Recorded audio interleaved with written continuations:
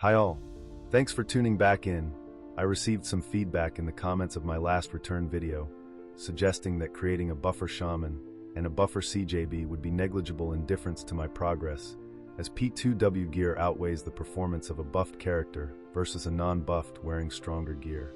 This played with my mind for a little while, made me weigh up my time investment. But I decided to stay the course, because I have previously received these buffs from ex-guildmates prior to entering the Infinite Tower, and my performance was night and day, changing 3 casts per kill to 2 in many cases. Not just that, but the extra defense points allow me to orb walk cast without being tagged so heavily by the monsters desensing.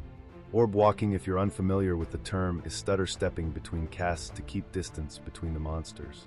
My final contributing thought to staying the course on creating these buff alt characters was that I don't ever intend on competing at the same level as the paid players.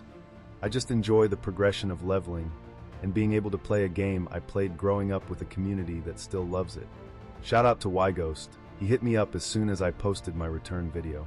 I've played MMORPGs my entire life, and I can honestly say the community here develops organically and means more than almost any other game Eve experienced. The only near experience would be World of Warcraft or RuneScape. Y-Ghost is the #1 mage on the Hanin server. If you're curious about what endgame looks like, he also has a YouTube channel full of Castle Wars max gear content, creative with his editing to keep it interesting too. I found out yesterday that he is Australian as well. We're in different states, but what a small world.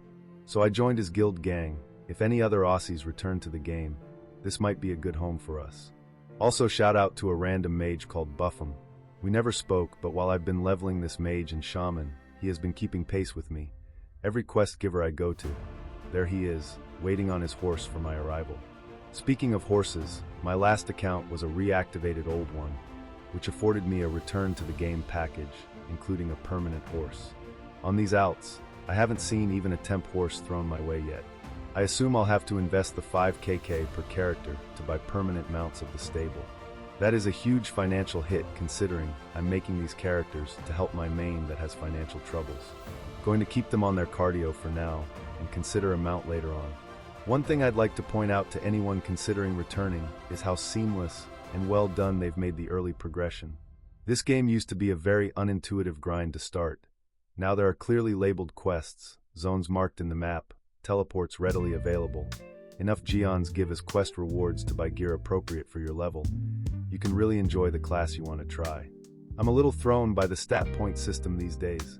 On my 99 shaman, I put literally every single point into intelligence, based on a YouTube guide I watched when I started.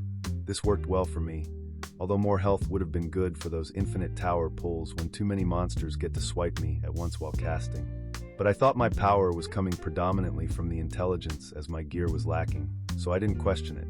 While leveling these alternative characters, I haven't allocated any skills or stats yet. It hasn't been necessary at all. The gear that GameAgit changed and added more defense and health to has been carrying me entirely. I'd be very interested in hearing from other players what your opinions on stat builds are these days.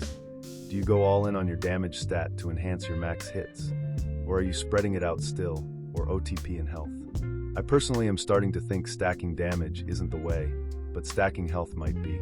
This would presumably allow for safe big pulls in the end game. Maybe 1 extra cast per pack is worth it for the peace of mind, because dying at that level loses hours of experience. At level 37 into the script for this video, which is really just a notepad with me writing shit that's gone down throughout my leveling process, Y-Ghost sent me geons to save my characters walking across the map slowly. Shout out to the king for investing in lifelong buffs, haha, hint hint to chat. Just kidding. At level 39 I ran out of quests to do with the main story quest needing level 40. Thank God for the new mission boards they introduced. I ran into the same barrier at level 43. There was no quest on the map to progress further. I went over to the mission board, and I'd completed 4 out of 6 for the day at level 39 to hit 40. The remaining 2 were still from that level bracket, so I'll need to wait until tomorrow to refresh my missions to hit the next quest threshold. A good time to take a break, really. This game is like crack, go away for a little while and come back twice as hard. Not that I have crack experience.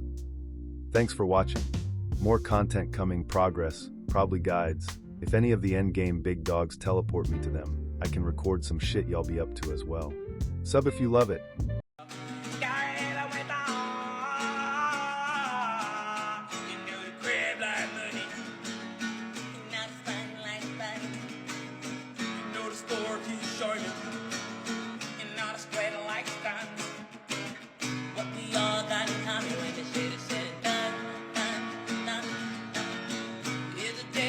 world.